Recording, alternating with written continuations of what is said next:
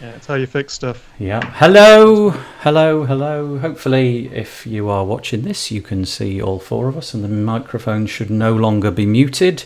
Thank you for joining us. It is 2 p.m. on Monday, the 14th of October, 2019, and I'm joined by three very special guests to talk about the WordPress news. Now, let me get this right. I'm going to do this right from now on. I'm never going to get this wrong ever again. Look at this with supreme confidence. Over there is Paul Lacey. This means nothing to the guests because they can't see what's actually going on. But Paul Lacey, do you want to introduce yourself? Say who you are for those of us who don't know you. And please, Paul, keep it under 9 minutes. You asked me a question last time. Okay, what? My intro. I can't help that. What's your favourite hairspray?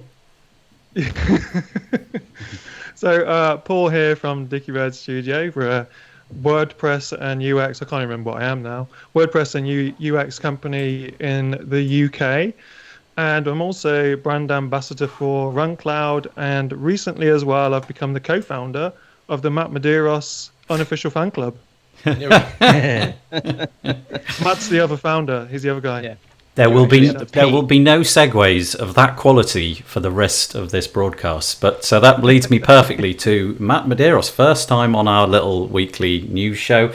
It's an absolute pleasure to have you on. I'm sure you don't need any introduction, but I'll let you introduce yourself nevertheless. Sure, Matt Medeiros, mattreport.com, and you can find me at my day job at pagelead.com.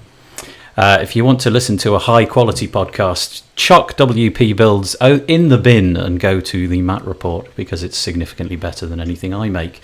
And down there is Vito Peleg. Hi, Vito. Give us your little spiel. Hey guys, so I'm Vito. I'm the founder of WP Feedback, which is a communication tool for WordPress professionals. Excited to be here as always. Okie doke, thank you very much indeed. Now I'm just going to put myself on screen, and hopefully when that happens I'll just say, yeah, we are a WordPress related podcast. We're based in the UK, and in the UK at the moment it's chucking it down with rain really hard on my window, and also there's a man with a hammer outside my window who's hitting things very hard. So if you can hear all of that, I do apologise. We are doing something to do with the news, and the news you can find over here. If you go to the news archive on this little menu icon here, you'll find a whole list it's an archive. It's actually created with a plugin, this archive, and it's sort of misbehaving at the moment, so the archive looks a bit skew-whiff.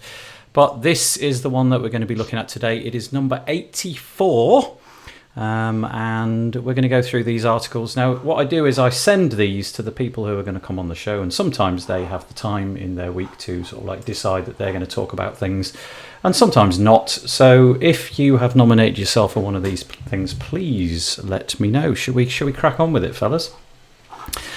Okay, the first thing that we had today was about WordPress 5.3, which is in beta number 3. I think it's mooted to come out in November like 12th or something. Oh yeah, look, as if by magic, there it is on the screen. The 12th of November 2019, it's mooted. There's a bunch of minor changes. It's like very little to talk about, but they've fixed and enhanced the admin interface. They've made changes to the login screen. They've improved the accessibility in the media upload modal, and you can check it all out here, but it's not tremendously exciting. And unless anybody has got something of deep importance, I think we should carry on. Yeah, no big statements here. No. Okay, right. In which case, the next piece is all about the image handling. Now, I think this is actually worth mentioning, to be honest. This is over on WP Tavern, as pretty much everything that we ever talk about is. WP Tavern, by the way, I don't know if you've been following this story. When Jeff left a couple of months ago, he's now been... well, I don't want to use the word replace, but he's somebody new. Justin Tadlock has taken over on a full-time basis, and although this particular article is by Sarah Gooding, I'm sure we'll come across some of Justin's stuff in a minute, and I just think he's doing a fabulous job. Really, really good job.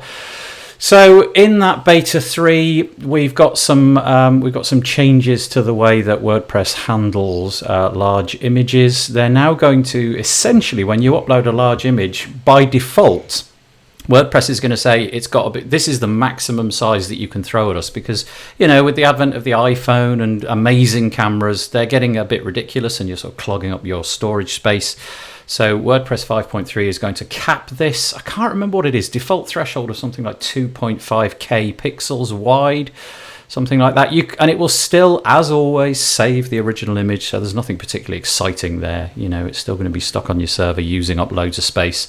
Nevertheless, I think that's quite a significant change. Anybody on that one? So they're saying that it's automatically going to be minified? Yeah, so it says many WordPress users don't consider the size of the image they are uploading to their sites, and modern smartphones, blah, blah, blah, blah, blah, everything that I just said. WordPress 5.3 will automatically detect images that are larger than such and such and generate a web-optimized maximum size. And you can get this through a bunch of functions. So yes, that's exactly what they're going to do. I wonder what the environmental impact would genuinely be on something like that. We need to ask Jack Lennox. No doubt he's... because he spoke about that recently, didn't he? About making super fast themes to save on emissions. I mean, if you think that WordPress is, eventually does hit that 85% target, or then what would that mean if there was just massive images downloading all the time and stuff? So I guess it's a good thing. Yeah, I didn't quite realise the importance of the whole environmental thing, but if you can get the size of your web page down significantly, the footprint that you generate is really extraordinarily smaller. And you use a lot less power and energy and so on and so forth. But I think that's good. I do think this is, it's the sort of change that we needed. Yeah, why not? Why not? Good idea.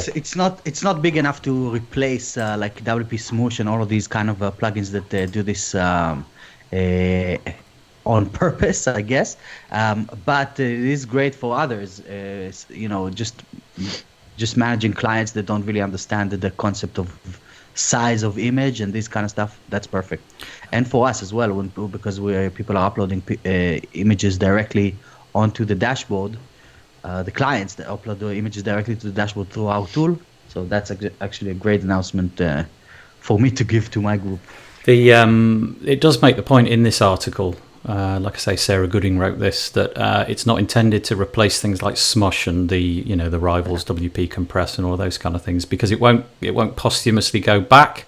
I got in the word posthumously. I'm very pleased with myself. It won't go back and sort of like fix up images that have been uploaded in the past. It's just going to take the task of doing them as they fly in. Wow. So there you go. Those plugins still have a purpose and a place. But there you go. All right, that seems to be the end of that one. Right, community news. I confess with this one, not really all that sure about who these guys are. Going back to WP Tavern. Is it Justin? Yeah, there you go, Justin Tadlock.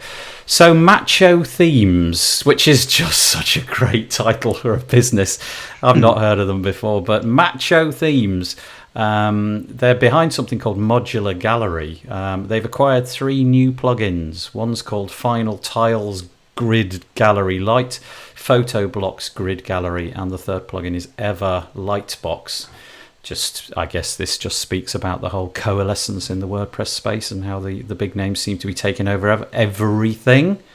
Anybody ever play with these? Got any thoughts on this? Yeah, I did some research into Macho Themes. I hadn't heard of them as well. I've obviously heard of Modular plugin because that was an AppSumo deal a while ago. But it turns out that Macho Themes actually created the first ever staging plugin for WordPress. It was way back in 1985. It was called WP Schwarzenegger. And when you sent your files over to the staging, it said "I'll be back." But years later, they've moved into the gallery space, and so they obviously have the modular plugin. But on a more serious note, in case anybody didn't recognise that as humour. On a more serious note, it's obviously it's a gallery plugin buying up a bunch of other gallery plugins, and we've had that in the WordPress form space as well. And I was interested in what Matt thought about this because I've listened to a lot of Matt's stuff, and he's interested in. I know he talks a lot about the business side of WordPress and the growth side of WordPress. So with one plugin company buying a bunch of other galleries and seeing that all over, what does this mean to the general WordPress space? Because you've got like the open source movement trying to grow massively, and then you've got this kind of empire building it seems to be going on in hosting, plugins, themes, all this sort of stuff, and I wonder where it's going actually. Yeah, I've known of Macho Themes for quite some time. I did a couple reviews on their plugins a while back, And this is just a natural evolution of where everything in the WordPress space is going for these, I don't want to use the word generic, but these just big sweeping, must-have plugins, forms, galleries. I was looking at Elementor's gallery solution the other day, and they're adding that to their, what I'll call their platform. So this is like a must. This is a must for anybody who sits in that space. And right now it's about acquisitions of numbers, getting more customers. And I'm just curious where this all goes. Do they just get scooped up by an Elementor in a year from now? Looking at the landscape, it's like you have to be all things to all people to really move the needle, which I don't know. I don't know if that's good or bad yet for us small time, product creators out there. But it's just another move that's just needed for this company. Right? It does seem to be the way, doesn't it? Everything is seeming to be bought up. That seems to be the direction of travel as far as I can see it anyway. So yeah, Macho Themes buying up 3 others. Apparently 2 of them are going to be rolled into Macho Themes kind of core product and taken on in that way. And the third one that I mentioned, can't remember what it was called, Ever Lightbox, will remain as a standalone plugin. So if you're using any of those, and apparently 60,000 active installs are using it, so it's obviously fairly large. You might want to check that piece of news out and see what's the scoop with your license and so on and so forth. Okay, right, this is quite an interesting piece of news. The final one under this sort of community section that we have, and again, it may be that Matt can make more sense of this because I genuinely haven't a clue what the importance of the word Supreme Court decides are, but the words Supreme Court decides figure very heavily at the beginning of this article because it says Supreme Court denies Domino's appeal to determine whether websites must be accessible. Apparently, there was a chap whose name I'm going to absolutely massacre, Guillermo Robles, who, according to this, is blind. He was on the Domino's website and app in 2016 and was unable to make a purchase. And so he's taken this right to the top. I don't know how in the US it gets right to the top, but it has ended up right at the top, the Supreme Court. And to cut a long story short, they have decided that yes, he was right, Domino's were wrong, and everything should be accessible from this point going forwards. First of all, Matt, have I got that right? If the US Supreme Court kind of says something, does that mean that's it from now on? That is it?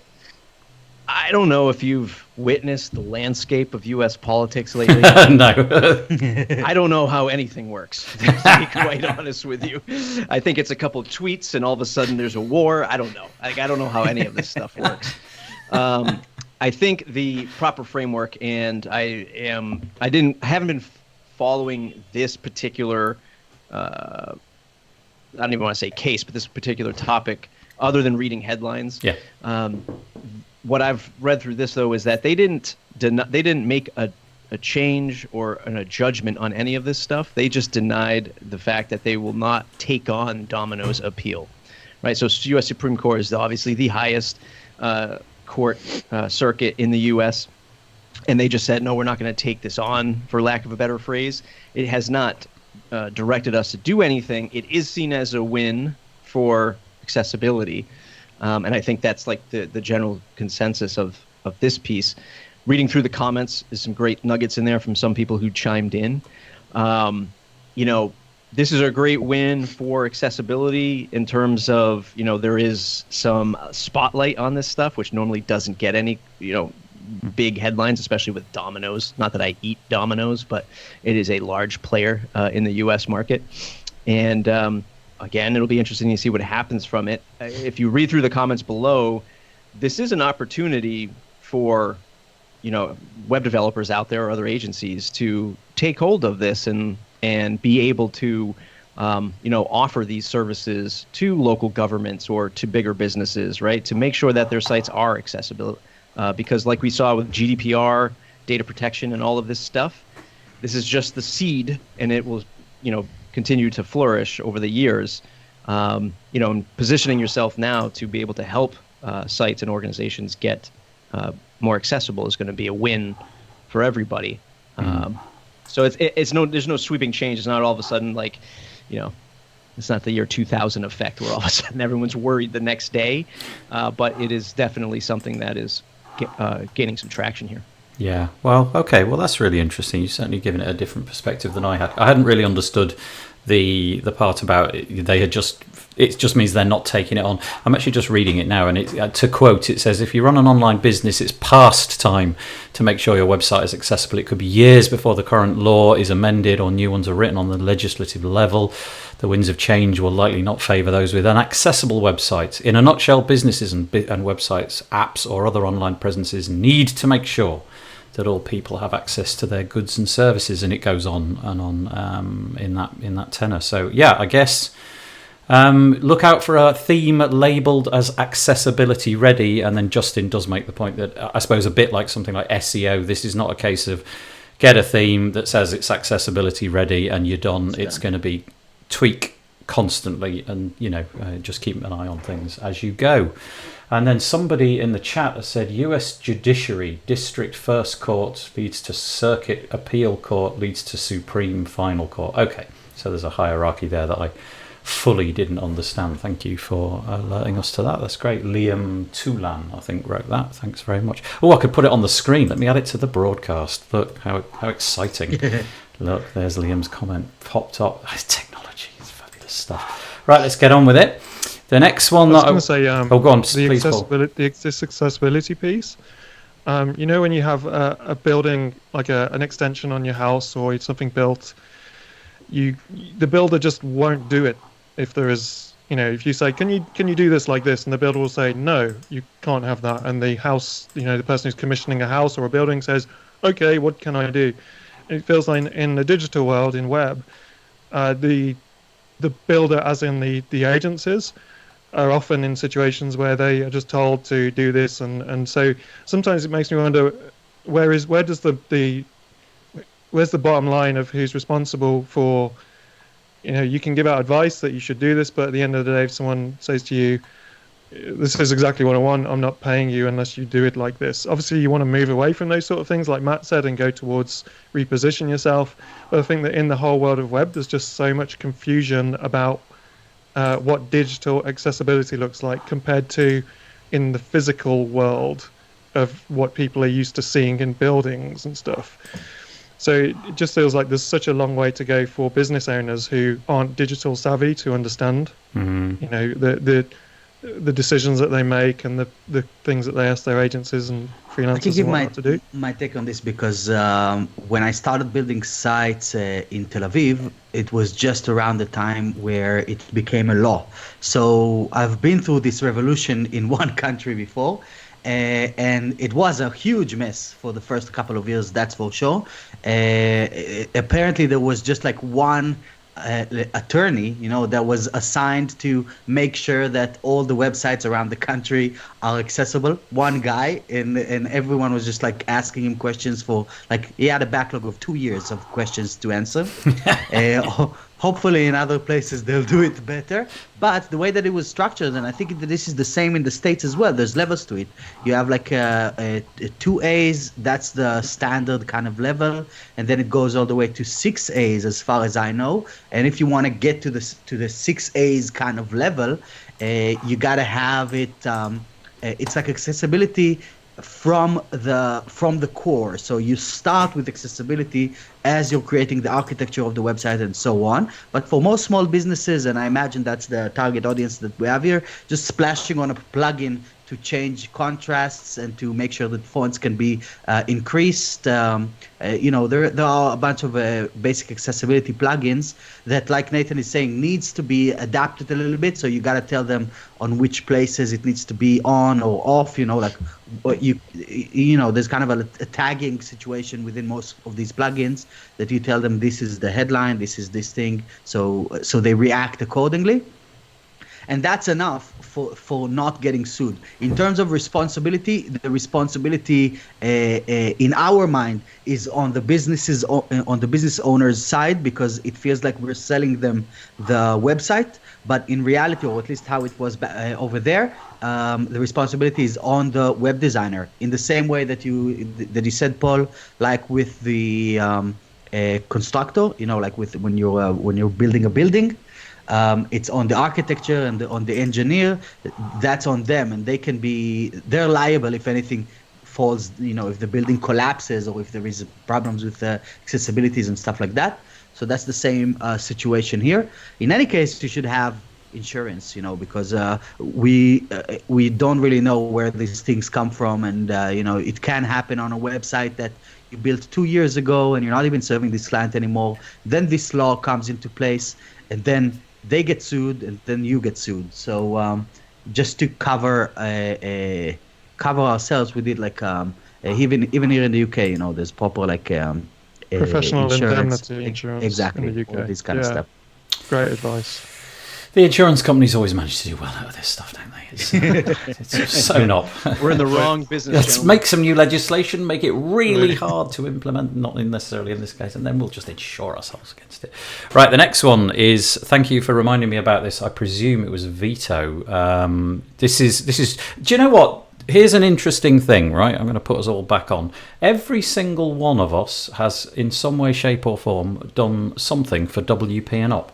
Paul and Vito and Matt have all been on a podcast, and I myself have done those podcasts. Well, WP and Up this week have come out with this new Never Give Up campaign. You can find it at wpandup.org/never give up. Can I, because of my deep involvement in this, I want to make it absolutely clear at the beginning that, this is something that I'm personally involved in, so I don't want people to feel that I'm hijacking the agenda. I actually, for that reason, didn't put it in this news, but somebody, I think it was you, Vito. Okay. Yeah, I know that you didn't put it because of that, but I think it's important. Okay, well, I'm glad that you did, because essentially they require quite a lot of cash in order to keep their services going. So, typically there's a high cost to putting people in front of other people, to maintaining support lines and telephone networks and all of that kind of stuff. And so this campaign is a very honest, a genuinely honest campaign written by Dan Mabey, and he goes into how the charity, or non-profit if you like, is funded. He goes into how much it costs on an ongoing basis and how much he's put into it in terms of his time and his money. He lays out all the costs, and I just think it's brilliant from that point of view. And then he makes the appeal for, please, could we have some cash? And if you click on the Donate Now button, you get taken to WP and Up. No, you don't. You get taken to friends.wpandup.org/donate. And from there, you can pick a currency, pick an amount, pick whether you want it to be recurring or not, and you get a little, an indication of how much your money will actually buy. I want this charity to keep going forever and ever. I think it's deeply important. I think there's too many people in our space who are, isolated and struggling, and they could do with our help. And so thank you, Vito, for sneaking that one in. I really appreciate it. I don't know if anybody's got anything to say about that. I'd certainly welcome some support. Yeah, just give generously. This is a very well needed charity within our community, and it's a subject that is very kind of being pushed under the rug most times. So it's great that these guys and that you, Nathan, are pushing this forward. Okay, I agree. Thank you, Matt. I can't say how important it's been to so many people. I'm not allowed to say, but I've seen commentary from people who have accessed the services and it's completely revolutionised their lives. It's changed it for the better. It's put something on hold. It's taken something off somebody's back. So please feel free to go to that. Vito, you've snuck a couple of other ones in. You want to mention something about WordCamp Dublin, I think? Yes, WordCamp Dublin happening next week. Okay. There's just a few more tickets left, and it's supposed to be awesome. There's really interesting speakers, and from what I've heard, they've done a really great job on previous years. So please come along. I'll be there. I'm giving a short talk as well. Leo is there. I think Leo is on the call here with us as well. Yeah. And just come over. Yeah, thank you. Be awesome. So that's it'll be. I don't know what it'll be. I can't remember the URL. Go to WordCamp Dublin, type that into Google, and you'll get there and buy yourself a ticket. Also, you wanted to mention 48 and 48. We talked about them before. Another beautiful charity in the WordPress space. This time they actually build complete websites for people who can't afford to have them built themselves. Exactly. So I just wanted to do it like another roundup here to Let people know that the charity is still looking for volunteers for the London event and for events all around the world. Basically, what they do is they gather in a nice environment. Last time in London, it was in IBM here in the South Bank, and there's about 100 people with the main goal of building 48 charity websites within 48 hours. Really, really interesting process to learn from and to be part of, to see how other people are working under pressure, to test yourself in working under pressure. Even if you're not really, even if you're a web developer, and that's not really very needed in this kind of space, because it's more about splashing designs with Beaver Builder. There's other functions that are always needed.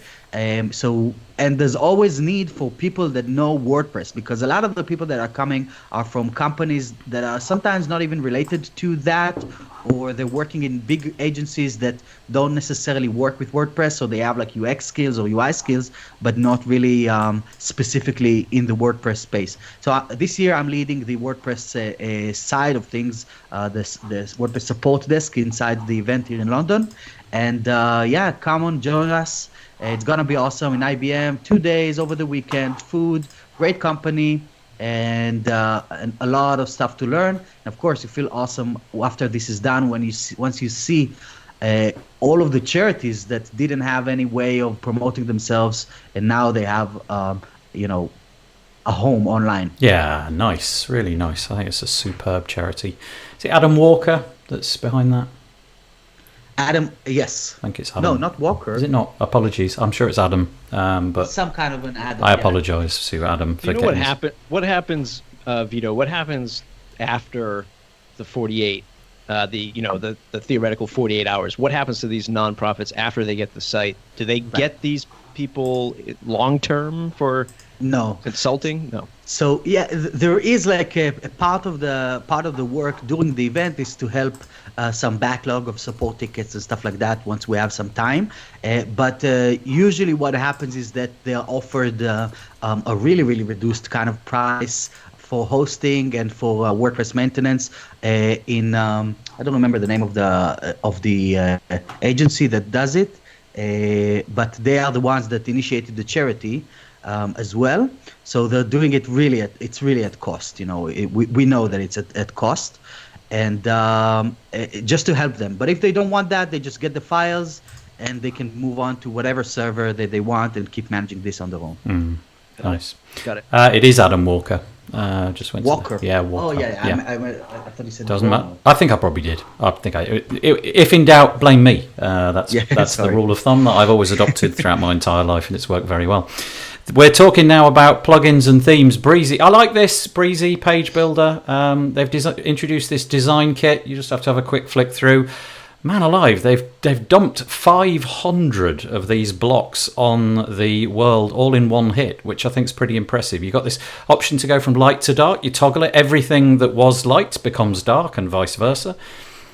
Pretty amazing, actually. I don't know if any of you had a chance to see those, but I like the way their stuff looks. Even though I'm not a heavy user of it, I do love the way it all looks. I'm very impressed with their designs and their blocks. It looks pretty cool. And, if Breezy is your thing or you are new to the market, this might be something that sort of pushes you over the line. Any thoughts on that? Lovely, lovely stuff. It's got an excellent user interface, Breezy. Yeah. But it's funny because every time Dimmy comes on this show, he's always acting as if they are, they've not been doing much work and they're sorry about this and stuff. But they're clearly constantly doing loads of work and releasing stuff all the time. So yeah. It feels like Breezy is moving forward very quickly to me. So Dimmy, I don't think you need to worry that you're going too slow or anything. I think it's the tyranny of having customers, isn't it? It doesn't matter how fast you move, it ain't quick enough.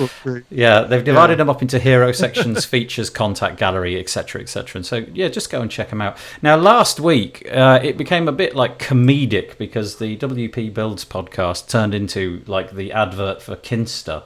because we just kept mentioning them over and over again because it was funny.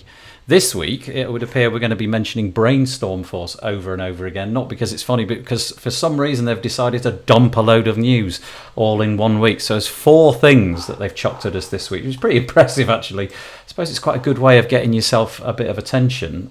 So we've got a new user registration form for Beaver Builder, the same thing over at Elementor, plus they've cleaned up a whole bunch of stuff on that Astra side, their theme, which is like growing at an exponential rate. And I know, Paul, you wanted to talk about this. I need a little bit. Just I think the new registration form add-on for Beaver Builder, and obviously the same one for Elementor, is pretty cool. I haven't tried it. The problem is, I think that it would be really nice if maybe some of those add-ons would integrate with some of the member type sites. So, for instance, if you're using MemberPress, or in my case, Restrict Content Pro, that you can have the nice looking form, because Restrict Content Pro, the form looks not very nice out the box. So if you could use something like that with your membership system or your learning portal, LMS or whatever, that'd be great. I don't think you can, but I imagine the community might come up with something that solves that, because on one hand you've got these lovely ability to design registration forms, and I know with these ones you can add your own custom fields. So that's a really useful thing. And on the other side you've got kind of membership type systems that don't tend to have many form design options, and then to merge the two things together would be really cool. And yeah, why can't you? Why wouldn't you be able to do it with that? It seems like it should be pretty straightforward with these forms.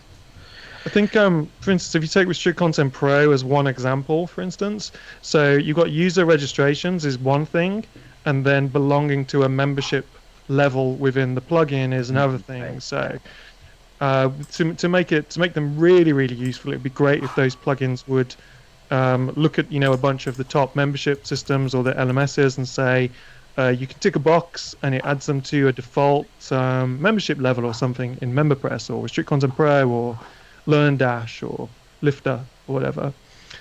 So they're very busy at the moment, though, Brainstorm Force. They're chucking out loads of stuff, really good stuff as well. PowerPack guys, I think they're called Beaver Brains. No, what are they called? PowerPack guys? Idea Box Creative, yeah. They're pushing out a bunch of stuff as well. I've noticed some new modules turning up. Yeah. It's a lot, isn't it? But to chuck all this stuff out in 1 week is pretty impressive. They've also got this Astra update. It's 2.1. It's a point release. It's not a big feature they're trying to tout, but nevertheless, 3 things in 1 week. They're making the claim that their code is going to load faster. It's something to do with taking stuff inline and putting it in a style sheet, or the other way around. Can't remember if it's putting stuff in a style sheet that was inline. Putting it in a style sheet. Yeah. There we go. And they had some criticism recently in their community about the site getting a little bit bloated. So it seems that the last couple of updates since 2.0 and now 2.1 have been performance-related things to make it run faster in the back end and faster on the front end and stuff. So it seems that they're listening and addressing those things. I mean, they developed so many new features in Astra so quickly. It's obviously, gonna have some kind of effect on the performance. So it looks like they're now reverse engineering some of the work that they've done. Nice. To clean up any of the problems that resulted in. I really like this approach, and this is something that we're doing as well, taking the same kind of path, where you just build, like expedited kind of release, and then and then relax for like a couple of weeks, look back, see what you've done after you get the feedback from users, because not everything stays, and if you try to do things like 100% properly from the beginning, sometimes you're just wasting time on something that is not really relevant, but you don't know until you release it. So I like the kind of like the agile approach, and then going back and restructuring things and cleaning things up. I think that's a great way of doing it. Do you remember this guy? Oh, sorry, Matt. I apologize. Carry on. Yeah. I just wanted to throw out a question, maybe more specifically to Paul, doing some client work. Where do you look at all of these products? So the thing I really struggle wrapping my head around is just the sheer amount of features being pushed into, let's say, Astra Core Theme, Ultimate add-ons. I see things like Beaver Builder and Elementor. And from a business perspective, I sit back and I'm like, man, I don't want ridiculous amounts of features updating all the time because I might not want to support that for my customer. I might not want to, worry 2 years down the road, where all this stuff is going. And I'm just looking at like the Astra guys and I'm like, at what point do you build a page builder? Because you're literally, you've got all the blocks, no pun intended, in place here. You have the core theme, you have all these designs. I mean, what's stopping them? So do you look at all of these products and features and say, man, like I need to calm down. I need to pick one stable path for my business? Or do you welcome all of this rapid iteration? Everyone's different, to be honest. I mean, in our case, we welcome less features, but we're probably in the minority in that situation. Okay. So, we think Astra's a great theme. We don't use it. We use GeneratePress because we're involved with them, and also they have a different philosophy. They are slower in development, a smaller team, but I know how stable it is. I just don't want sites breaking all the time. And we're using Beaver Builder. I wouldn't say that puts us in a minority. We're still in probably amongst millions. But obviously the sway of the market is using Elementor these days. And so just for us, because we're coders as well, we don't even use all the modules in Beaver Builder. We add our own classes and use Sass to style things globally, but we're not in the majority of people doing it that way, I don't think. So I do see things where there's so much acceleration in these critical design tools leading to, it can end up in tears for people when it all goes wrong for their clients. Or I was talking to someone, I won't mention what plugin it is, but I was talking to someone on Facebook chat the other day, and he moved from one product to another because he said that it was just giving him chills every time he saw the update button. Okay, yeah. And that's just not something that I want. So I try to avoid, some of the add-on packs. I do use the ultimate add-ons for Beaver Builder, but I would love to be in a situation where I didn't need to. Yeah. So personally, I try and be careful, some people are much more careful than I am. But I do think that you can easily get into the hype and put yourself in a load of risk that you don't realize you're doing, because it seems that everybody around you is doing exactly the same, so it must be fine. Right. But it is risky. You've got to do your own risk analysis of these sort of things and decide what's right. But it's everywhere, and it's eating its way into Gutenberg, because I needed a block the other day for. Or I wanted a block, because now I've been embracing Gutenberg a little bit, and I wanted a block for table of contents for this big long form post that I was doing. And I basically wanted to create a long table of contents through my header blocks, right? So H2, H3s, whatever. And I found one, but I had to install all the other blocks to get one block. I had to install like 20 blocks to get one block. I could disable them. I could disable the other blocks, which I thought was cool, but they put the primary menu in the admin bar, the admin menu. And I was just like, do I really need this? I'm never going into these settings ever again. Do I need your logo screaming at me in the admin menu every single time I log into my site? So I didn't use it. So I was just like, I can't win. And, there'll be the block discovery repo in some months, maybe a year from now. I don't know. So then I see things like ultimate add-ons with all of these blocks. I'm like, how are you going to slot into a block search repo world, right? Where you can't monetize this plugin for $120 when it's going to be one block somebody wants. So I see all of this like arms race to blocks, and I'm like, man, this stuff is going to get disrupted in about a year. It's very going to be much a totally so. different landscape. Definitely. I like the idea of just purchasing. Ranting there. I like the idea of just purchasing like a $5 block. You could create a nice business there, couldn't you? Like, you buy the 7 that you need for $45 or whatever, and you leave all the others on the table, and that'd be nice. But would you install 7 different plugins? Yeah, there you go. Yeah. No, it'd be nice to have like a kind of mothership block plugin that then every other block works with that. So if you want to use Cadence, if that's what it's called, blocks, for instance, they've got maybe 30, and then I installed that once because I just needed a better column situation, and I had 29 that I didn't need, like Matt said. and the client's looking at all those blocks, and new ones appear every other week. And Right. it would be great if I could just go, I like that one block that is in that set of 30 they've got. Can I just have that one? Right. There's not a way to do that yet, but who knows? There might be in the future, because I think the block marketplace, and like you said, the arms race for the blocks is out of control, and Mental, yeah. yeah, I mean, just you can imagine people with DIY sites having 5 or 6 different blog sets, and they've got 300 blocks installed on their site. So I think it's just going to have to sort itself out. I don't think that's going to work for very long. I think, Paul, like I said, it's going to explode Paul, in a year or so. I've just gone over to domains.google.com, and you'll be pleased to know that Mothership's blog.everything is available. You misspelled it. Oh, have I? Oh, I have misspelled it. You're absolutely right. Oh, Mothership box.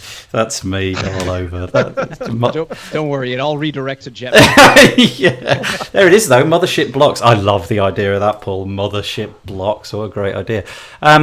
This one, blast from the past though. Check it out. Do you remember this guy, Visual Composer? It seemed like when I got into WordPress, that had reached the point of maximum coolness, and it was already starting to go out. Things like Beaver Builder were already coming on stream, and then obviously, so on and so forth. But they've decided to take it open source this week. I didn't really get into the news behind this, other than that it's on the repo. I don't know if this is like a new version. They say here, brand new Visual Composer made entirely from scratch. No more shortcodes, blah, blah, blah. And yet then they post this video, and I watched it and sort of like scanned through it, whatever that's called, scraping my way through it, only to discover that in that video, as far as I could see, they didn't show you how the actual websites were built. So it kind of gave me the feeling that I wonder if it's the old-fashioned way of kind of setting up blocks and then interacting with them in a completely separate UI, rather than the kind of page builder that we're used to. But presumably out there are millions and millions of sites still using Visual Composer. So interesting that they've decided to go, open source on it. At the London meetup, when I was there the other day, I was chatting to a guy who I met there, and I just asked him about what he did and stuff. And he worked for a really big agency that acquires lots of companies. And what do you use for then? Because they're rebuilding sites from Drupal. They're inquiring lots of sites for some reason that are in Drupal, and then getting them rebuilt into WordPress. And he said, we use Visual Composer. And at first I kind of wanted to snigger and feel really smug that I don't use it. But I thought, don't be such a butthole about it. It's like, I don't know what, maybe it's a good product now, and I shouldn't, judge and stuff like that. So I have heard that it's been completely reworked as a plugin and everything. But years ago, I got myself into exactly that problem Matt was talking about. When I broke up my company and started doing everything by myself for a while, I needed quick visual solutions, otherwise I was going to go out of business. And I started using Visual Composer in its very early days. And yeah, stuff broke all the time, because there was so many. I got more or less every add-on from plugin Theme Forest, whatever it's called. And so yeah, that's why I'm a lot more cautious now. But I think all I really wanted to say is we should probably give them another chance. I know we're all a bit snobby about our tools and everything, but they've rebuilt it completely. I know JupyterX rebuilt their theme completely, and sometimes they listen to the community and change stuff up. So I wonder, it might be quite good. I like what you're saying, Paul, about like a second chance, because as we're progressing in this community, and it's been years, that we've been working with the same tools. It's not the same. It's not the same tools, So No. when I was working, like you're saying, with Visual Composer 6-7 years ago, it was a completely different ball game. I hope as it is now, and it's the same with a lot of companies. That a company is an organism. It grows and it shrinks, and it kind of like it changes and it evolves. So, but if you get like bad rep at some point, sometimes it's like your stamp for life. Yeah. So yeah, I don't know what can be done about this, but this is a really interesting discussion to see, like, about some companies that are trying to make it better, but are still stuck with the reputation that they had a few years ago. This is a conversation I had with Michael, the CEO, the creator of this product, a couple months ago on my podcast. And the numbers I don't know how he validated the numbers, but according to him, allegedly about 4% of the internet runs his product. Good grief. And he, what is, and Vito, you're absolutely correct, and Paul too, second chances. I saw his AMA that he did on Reddit, and you just have people coming out of the woodwork just screaming at him about this terrible bloated product that you have. And, he handled it with grace. He said, we're rebuilding, we're regrouping. And when I interviewed him, he's doing everything we all wanted to do. We wanted to start a sustainable company and be awesome at building something in tech. And that's exactly what he did, except he was the first one out there. It was like MySpace to Facebook, and he's got a bad rap for it. But he's got a small team, I think between 12 and 20 people spread out around Europe. And, he didn't ask for this. He just happened to build the first product, and it took off, right? It wasn't like he went out to build bloated products. It's just what happened with the tools that he had at the time. Yeah. Imagine getting that kind of growth this early on in the WordPress space. I'd have no idea what to do. I'd be buying a Porsche, but he didn't, and that's a different thing, right? That's the difference. It is a very, very good point. Second chances. Yeah, really nice.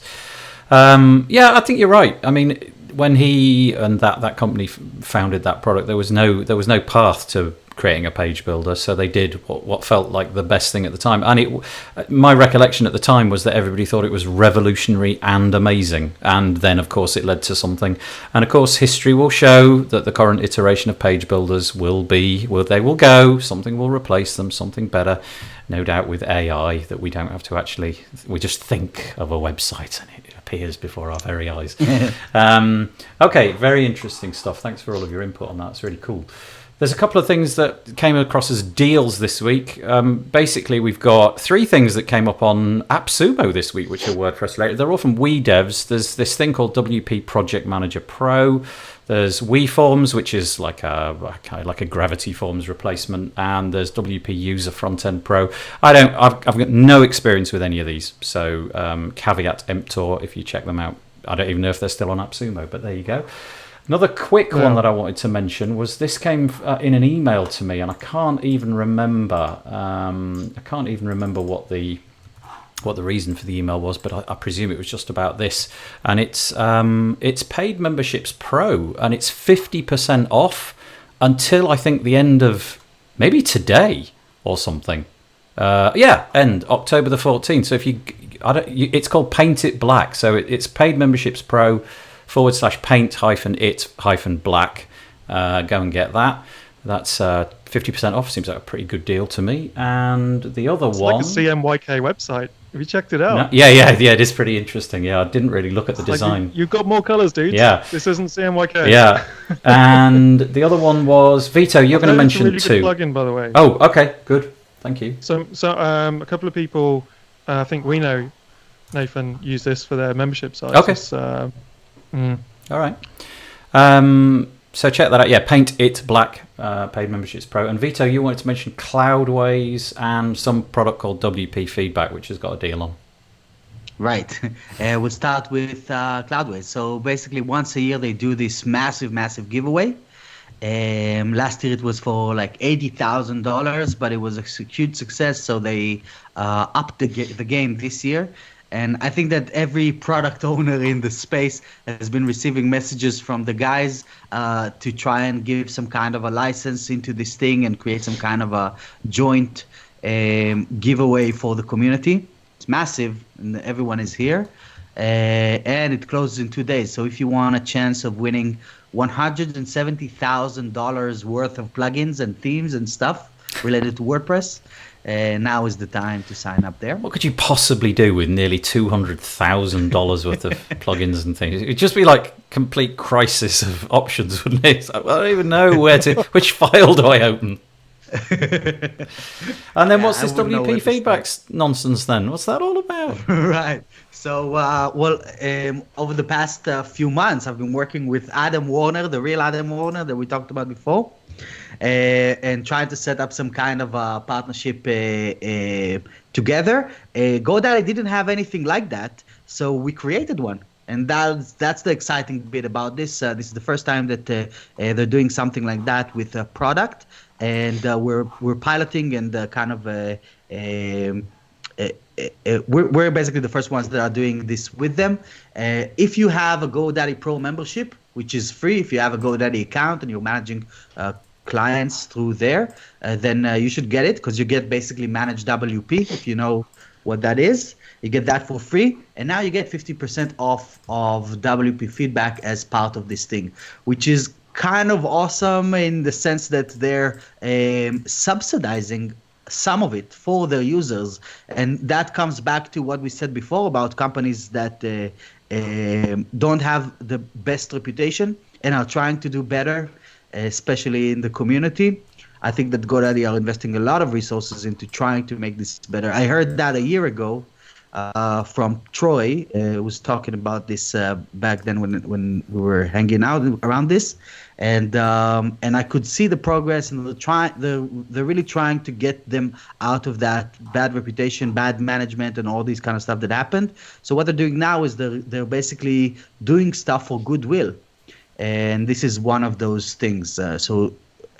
Surprisingly, they're not taking anything from this. They're even sponsoring some into it, so that I, as a small product owner, can afford to give such a deep discount for their users because they see the value to them. So if you have a GoDaddy account, go and claim it. Nice one. Thank you, Vito. Very cool. Right, I'm going to rip through the next... Kinsta is one of the testimonials, by the way, on that page. Sorry? If you go to that page, there's a testimonial by Kinsta. Good grief. Yes. Can I just point out that I didn't say that? It wasn't me that said those fateful words. Right, so 3 security things. WebArcs have got an article which, look, 30% off apparently for 2 hours left.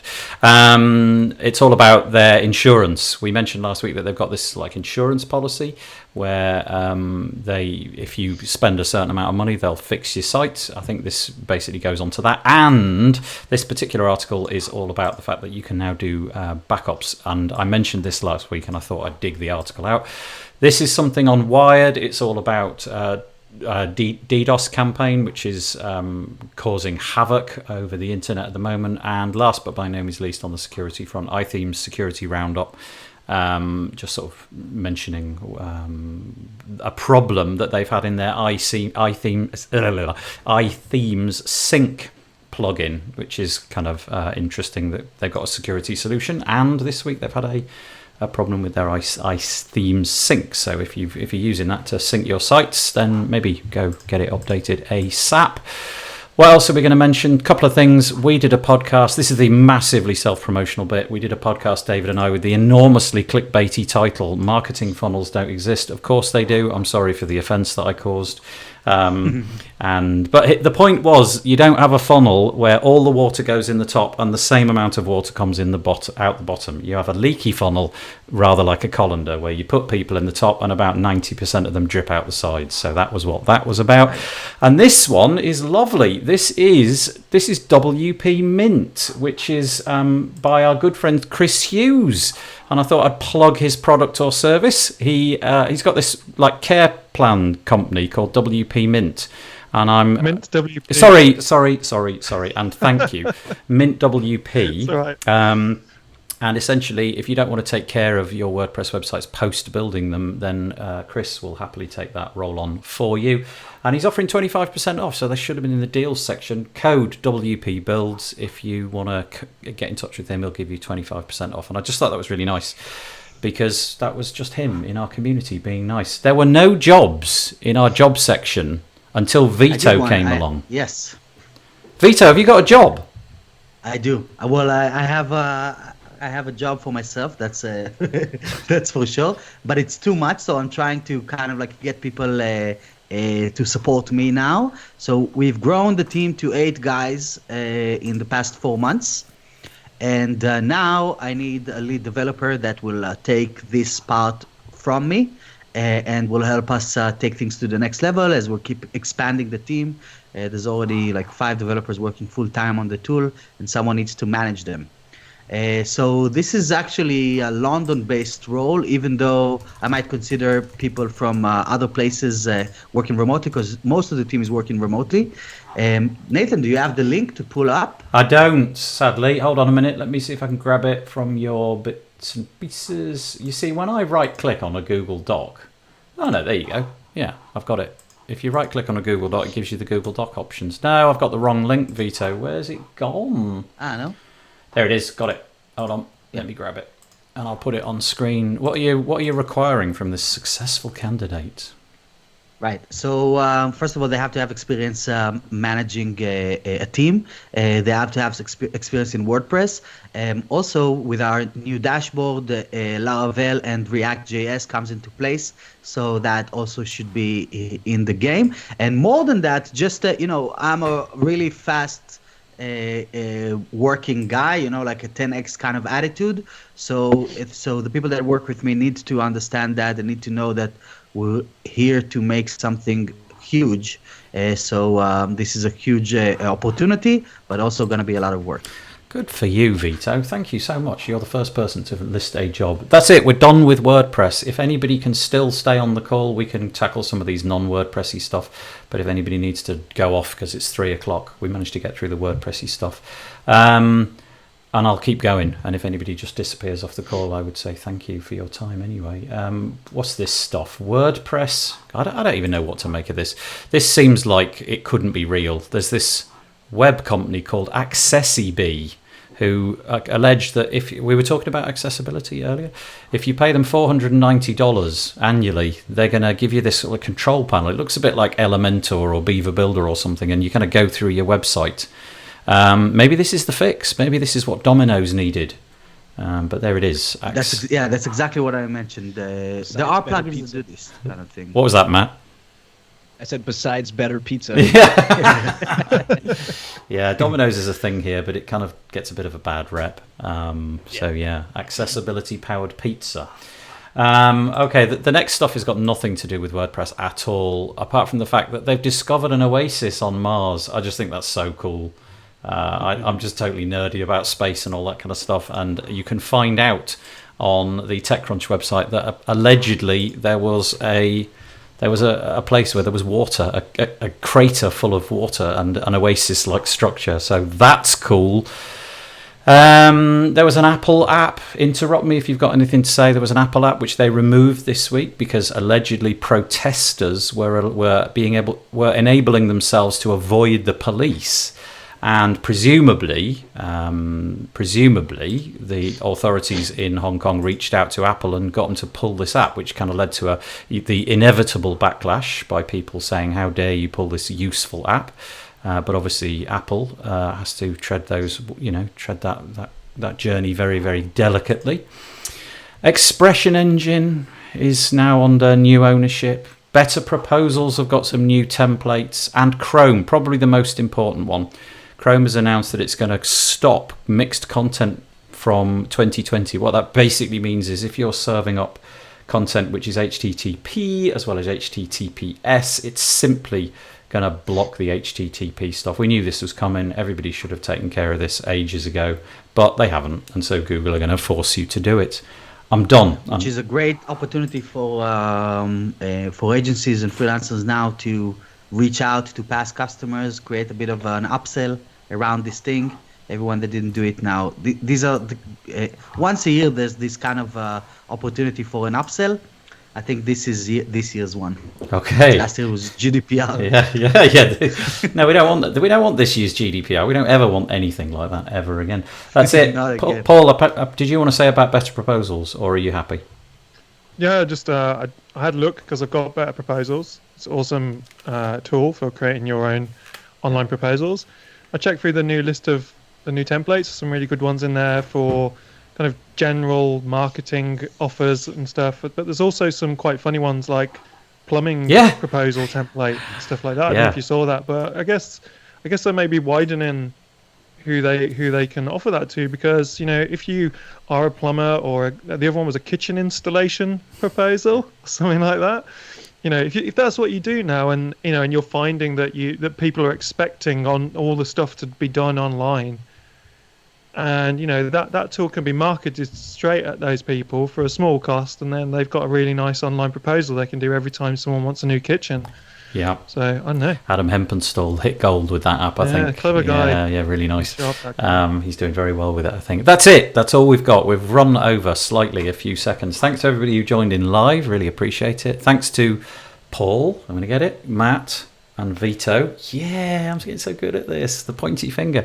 If you want to go in turn and say what you're doing, where you can be found, any self-promotional stuff, please do that. Paul, you go first, maybe? So, not really anything work-wise to talk about, other than I just listened to this really good podcast this week. Let me just check what it's called. It was a podcast called the Jocko Podcast, which is a kind of American war veteran guy.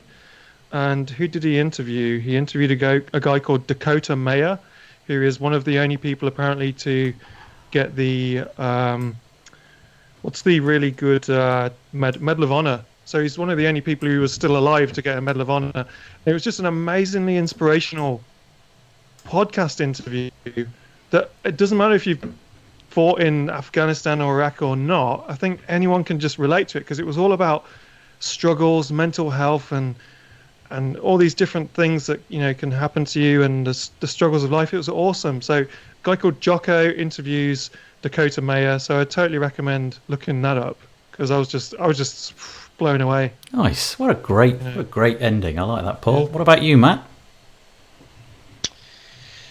I got nothing. And I got Pagely. That's what I do.